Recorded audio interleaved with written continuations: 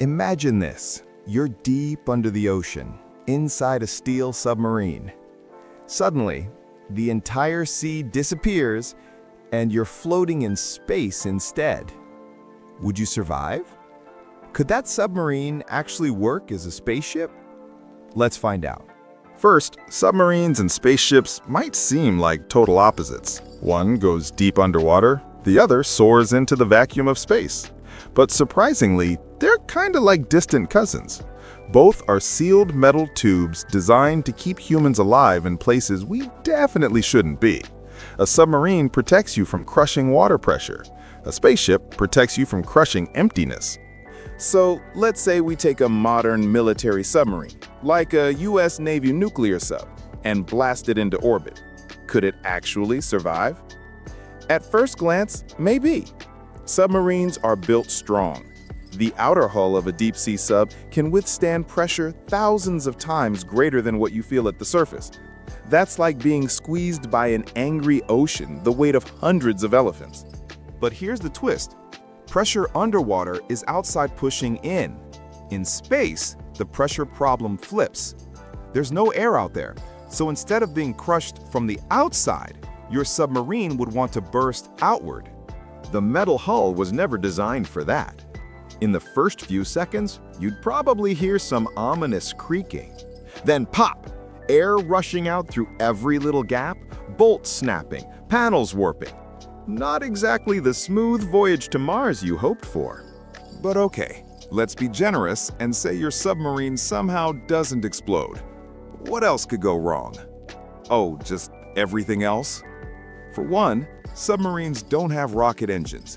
They move through water using propellers, which rely on pushing against the fluid around them. Space, famously, doesn't have any fluid to push against, so your submarine would just sit there, silently floating, maybe spinning a little, forever. And then there's the oxygen problem. Submarines do have life support systems. They recycle air, scrub out carbon dioxide, and even produce oxygen by splitting water. Pretty high-tech stuff.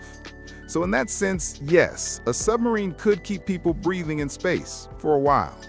But without sunlight or heat regulation, it would quickly turn into a freezer. The ocean helps keep temperatures stable, but in space, you'd be roasting on one side and freezing solid on the other.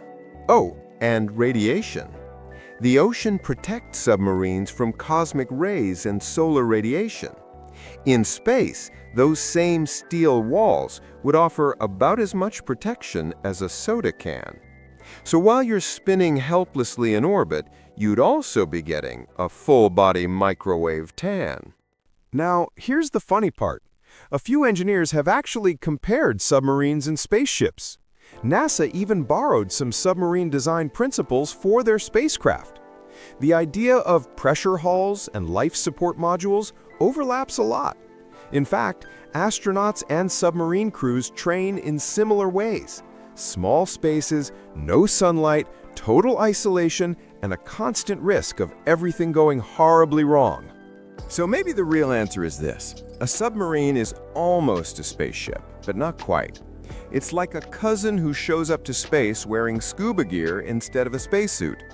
If you wanted to make a submarine truly space-ready, you'd need to reinforce the hull from the inside to prevent it from bursting outward, replace propellers with rocket thrusters, add radiation shielding and temperature control, and of course, give it a cool new name like the Astro Sub.